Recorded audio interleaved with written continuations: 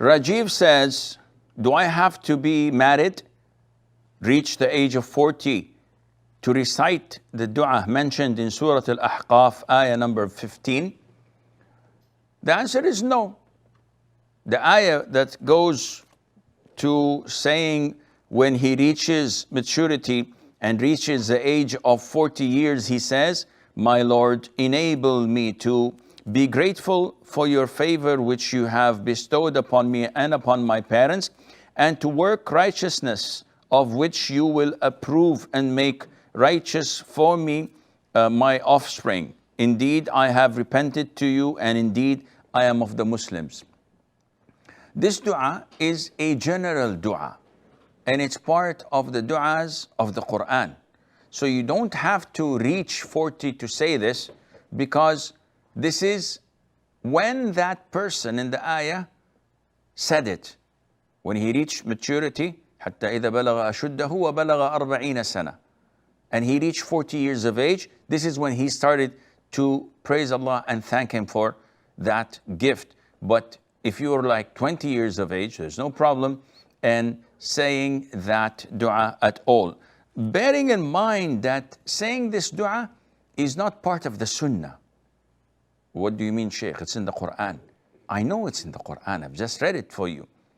But it is not from the sunnah in the sense that the Prophet ﷺ did not say that dua.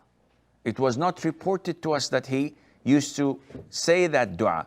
So if the Prophet did not do it, ﷺ, does this mean it's haram? I didn't say it's haram.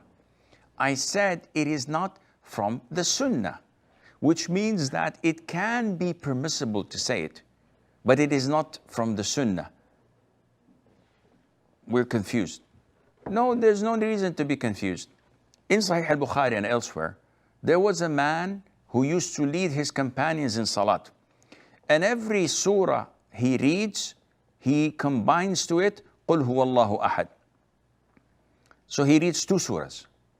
So his companions said to him, listen, either recite 1 surah or recite قُلْ هُوَ اللَّهُ أَحَدٌ. There's no reason to combine both of them. He said, listen, you asked me to lead you in prayer. You don't like me to lead your prayer? Go and choose someone else. So they went to the Prophet and complained, alayhi salatu wasalam.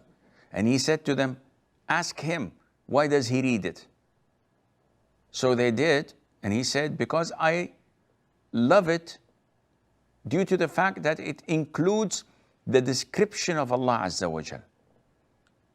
So the Prophet said to him, alayhi salatu wasalam, your love to it or for it made you enter Jannah. And Allah loves you for that. So now the Prophet approved, alayhi salatu wasalam, this man reading it. And we know that approval of the Prophet alayhi salatu wasalam is a sunnah. There is a sunnah of him saying things, a sunnah of him doing things, a sunnah of him approving things.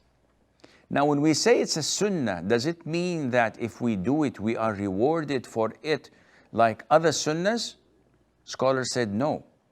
Approving him here means that it is permissible to do like these companions had done. You can recite, for example, Surah Wad-Duha, and after you conclude it, you say, قُلْ هُوَ اللَّهُ أَحَدٌ اللَّهُ الصَّمَدُ. No problem in that.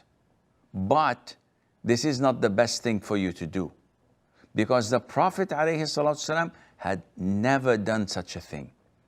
So if there were extra reward in it, or if it was a better thing to do, the Prophet would have done it. Abu Bakr, Umar, Uthman, and Ali would have done it. The great companions of the Prophet would have done it, but none of them did. So it was only this isolated incident with this particular companion who had done it.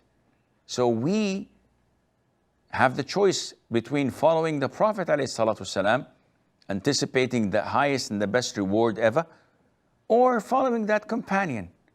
And definitely following that companion would reduce your reward, but it's not something haram or disliked. It's simply permissible.